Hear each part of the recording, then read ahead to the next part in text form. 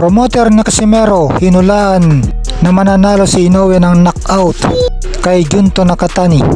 Yun nga mga lods, itong Japanese promoter ni Casimero na si Masayuki Ito ay interesado na makita na maglaban ang dalawang superstar at top pound for pound na kababayan niya na sina Naoya Inoue at Junto Nakatani. Sabi ni Masayuki Ito na kung meron daw pwedeng makatalo kay Inoue ay ito daw si Junto Nakatani yun.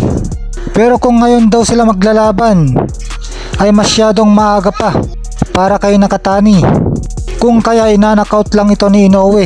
Kung agad-agad nga daw naakyat si Nakatani mula bantamweight tungong super bantamweight ay hindi pa sanay ito sa ganong timbang, habang si Inoue ay solido na sa super bantamweight dahil mga champion na ang mga nakalaban niya dito at tinalo niya, tulad ni na Marlon Tapales at Stephen Fulton.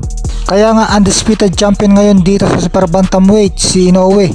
Suwestyon ni Masayuki Ito na mas maganda para kay Junto Nakatani kung hihintayin daw niya na magkaedad 34 years old si Inoue at sa featherweight sila maglaban. Matangkad naman si Nakatani, wala pang talo at multi-division champion, kaya pwede itong umakyat sa featherweight division.